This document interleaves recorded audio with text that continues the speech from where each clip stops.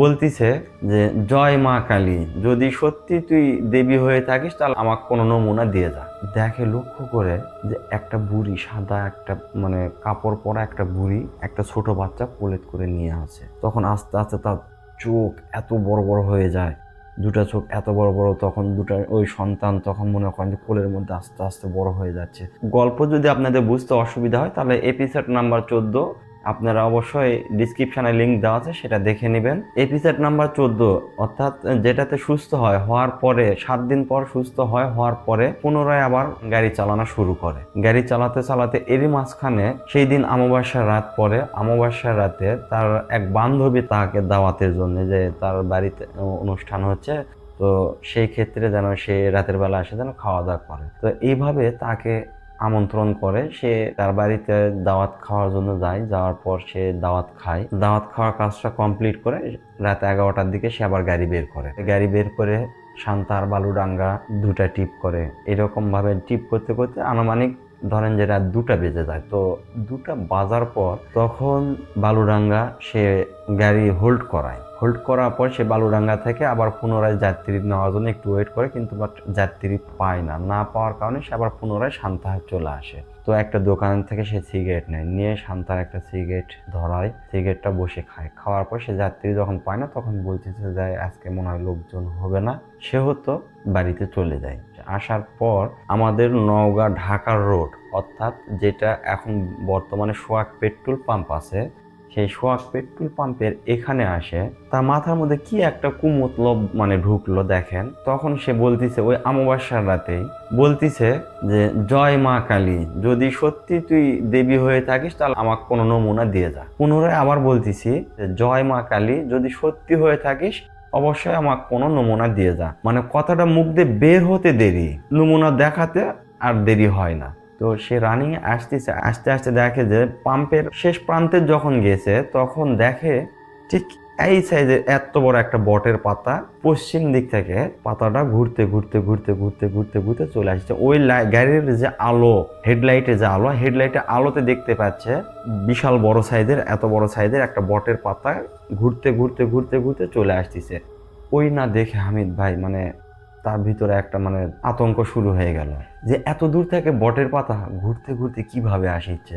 সে গাড়িটা ব্রেক করে দাঁড়ানোর পর দেখে যে বটের পাতা তখনও ঘুরতে ঘুরতে আসছে।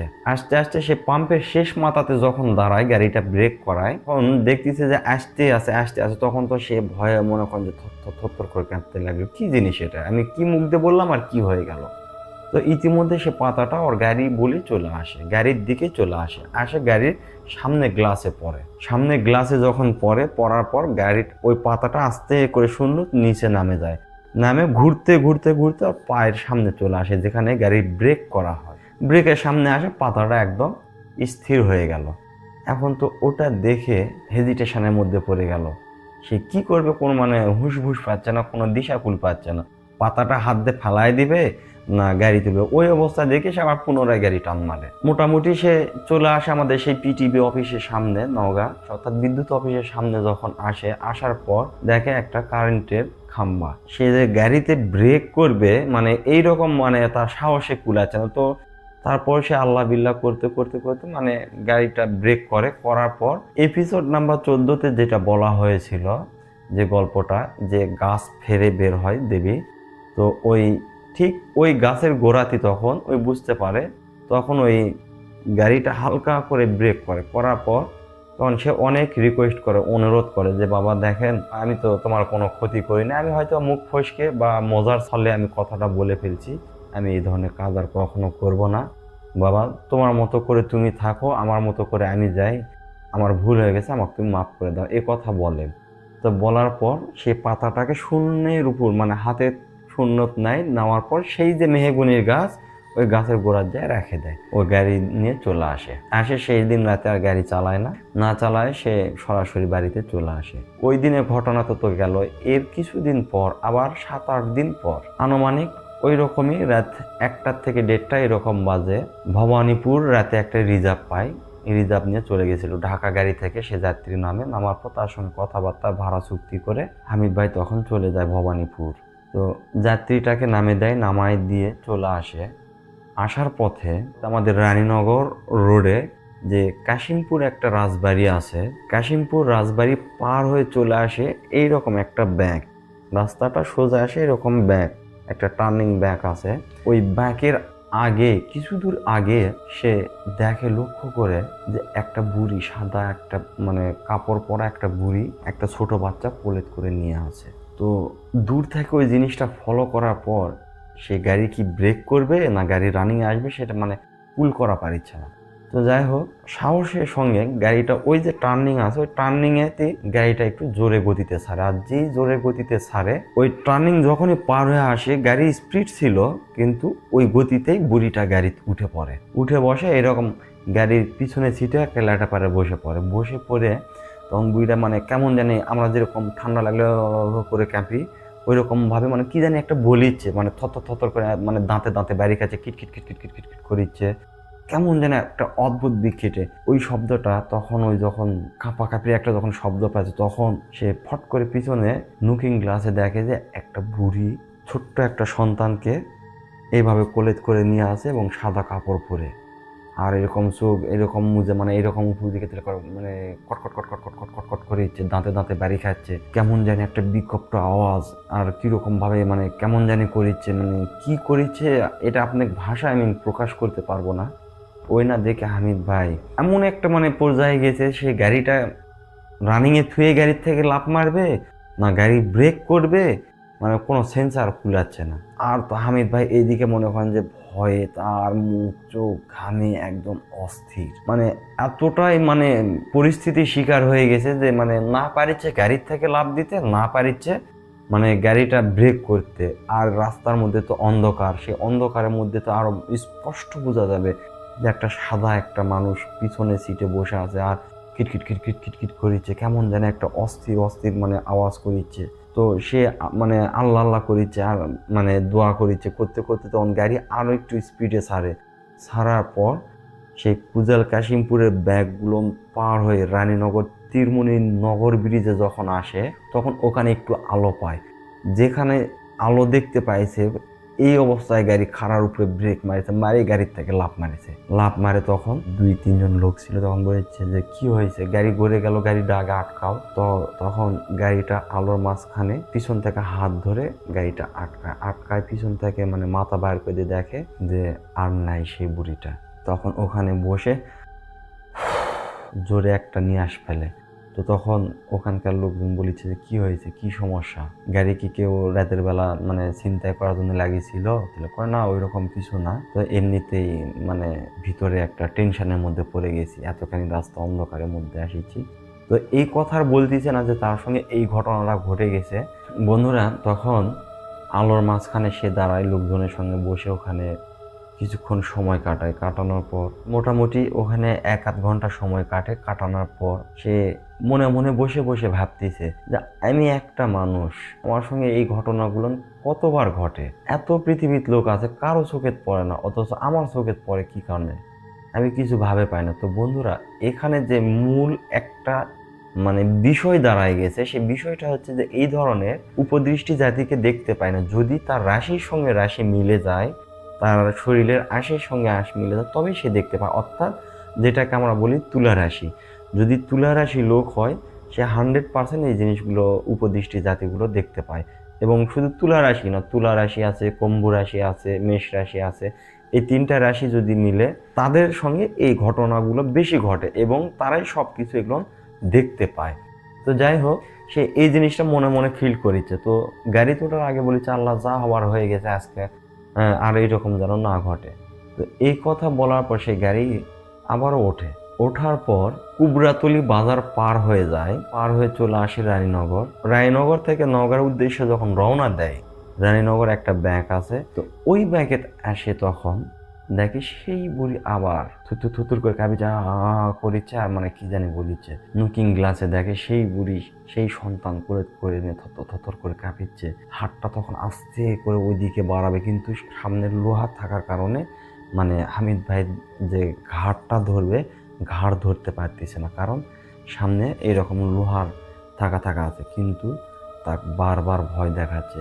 হাতটা যখনই দিবে তখনই লোহার মধ্যে তার হাতটা ঠেকবে। আর এই উপদৃষ্টি জিনিসগুলো এইরকম যে লোহা এবং আগুন দেখে তারা ভয় করে। বোকার মতো একটা কাজ করেছে, সেখানে একটা লোকের তখন তার পকেটে সিগারেট ছিল, একটা লোকের কাছ থেকে ম্যাচ লাইটটা চাইয়ে নিলে কিন্তু পারতো। তা না করে পকেটে সিগারেট আছে অথচ ম্যাচ লাইট হয়নি, ওখানে একটা সিগারেট খালো কিন্তু কুবরা তুলি, খাওয়ার পর সে পুনরায় উঠেছে।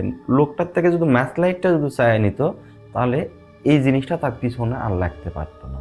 তো যাই হোক, তখন আবার পুনরায় এসে ওই রকম থর করে কাঁপে। আর ওই ছোট বাচ্চা লুকিং গ্লাসে এরকম ভাবে চোখ তাকে দেখতেছে, বাচ্চাটা ওই রকম ভাবে মানে কান্তিছে, বাচ্চাটা কান্তিছে আর ওই খালি মানে এরকম করিচ্ছে। তখন ওই না দেখে সে আবার পুনরায় মুখ চোখ ঘামা শুরু হয়ে গেল। আর ভিতরে মনে করেন যে মানে কেমন যেন একটা অস্থির, সে গাড়ির থেকে কিন্তু নামতেছে না, গাড়ি রানিংয়েই আছে আর বারবার খালি লুকিং গ্লাসে দেখেছে আর মনে মনে বলেছে যদি আমার দিকে হাত বাড়ায় আমি গাড়ির হ্যান্ডেল ছাড়াই দিয়ে আমি লাফ মারবো। এই চিন্তা ভাবনা তার মাথার মধ্যে অলরেডি ঢুকে গেছে। এইরকম ভাবে সেই গাড়ির গতিটা আরো বাড়ায় দেয়, দেওয়ার পর চলে আসে আপনার ইলশাবাড়ি ব্রিজ পর্যন্ত। তো আসার পর সে ওই রকম ভাবে তখন আস্তে আস্তে মনে করেন যে মানে তার এরিয়াটা শেষের দিকে, তখন আস্তে আস্তে তার চোখ এত বড় বড় হয়ে যায়, দুটা চোখ এত বড় বড়, তখন দুটা ওই সন্তান তখন মনে করেন যে কোলের মধ্যে আস্তে আস্তে বড় হয়ে যাচ্ছে। আর বুড়ি চিৎকার চেঁচামেচি মানে কেমন জানি লাগিচ্ছে একটা। সে তো মনে করেন যে অত ক্ষতি করতে পারতেছে না লোহার মধ্যে বসে থাকে, কিন্তু বাট সে সিটের উপর বসে আছে। তো হামিদ ভাই আস্তে আস্তে তার চিৎকার চেঁচামেচি মাথা মনে হয় যে তার কি আর বলবো, চিৎকারের শব্দে করে কাঁপিচ্ছে, এই শব্দে তার মাথা পর্যন্ত মনে করেন যে মানে প্রচন্ড ব্যথা শুরু হয়ে গেল, তার পুরা শরীর ভয়ে আতঙ্কে ঘামে চলে যাচ্ছে, এইরকম একটা অবস্থা। সে মানে কি করবে কিছু ভাবে পাচ্ছে না। সে মনে করেন যে যখনই ইলশাবাড়ি মোড়ের কাছে চলে আসছে, ইলশাবাড়ি রোডের মানে ইলশাবাড়ি রাস্তার একটুখানি আগে, রাস্তা পার হয়ে গেলে সামনে একটা মোড় আছে মীর সাহেবের পুকুর, তখন সে করলো কি করে একটা চিৎকার দেয়। মানে সেই চিৎকারে হামিদ ভাই গাড়ি হ্যান্ডেল ছাড়ে দিয়ে কান এইরকম ভাবে চাপে ধরে, শব্দে ধরার পর যখনই মোড়ে মীর সাহেবের পুকুরে মোড়ের সামনে যখনই গেছে ওই শব্দটা তখন আর নাই, শব্দটা গায়েব হয়ে গেছে। পিছনে লুকিং গ্লাসের দিকে যখন তাকালো দেখে ওইও নাই, ওই তখন আর নেই। 20 গজ দূর থেকে খালি একটা সাউন্ডই দিল, হামিদ তোর আজকে ভাগ্য ভালো যে তুই সাহসের জোরে তুই আজকে গাড়ি চালাছো। যদি কোনো প্রকারে গাড়িটা যদি ব্রেক করতো আর যদি কোনো রকমের এখানে রাস্তা যদি একবার দাঁড়াতো তাহলে আজকে তোর জীবনের শেষ দিন হয়ে যেত। ওই কথা শোনার পর তখন হামিদ ভাই মনে করেন যে অস্থির হয়ে যায়, তাহলে আজকে আমি আমার সাহসের জোরে এবং আল্লাহ আমাকে আজকে নিজে হাতে বাঁচালো। তখন সে আর কোনো কথা বলে না, চুপচাপ সে মীর সাহেবের পুকুর থেকে তখন রওনা দেয়। অর্থাৎ বোঝালো যে মীর সাহেবের পুকুর পর্যন্ত তার এরিয়াটা শেষ, তার বর্ডারের এই পর্যন্ত এরিয়াটা ছিল। ওখান থেকে সে রাতের বেলা আবারও পুনরায় গাড়ি মানে গুড়গুড় করে চালায় নিয়ে আসা। তার এই যে চিৎকার চেঁচামেচি অস্থির মাথা ব্যথা উঠে গেছে। মাদার মোল্লা যখন বাজারের সামনে আসে, আসার পর তখন কোনো দোকানপাট খোলা পায় না, একটা ভ্যানালাক দেখে সেই গাড়িটা দাঁড়ায় বলতেছে ভাই আপনার কাছে আগুন আছে থাকলে আমাকে একটু দিবেন। তো বলতেছে আছে।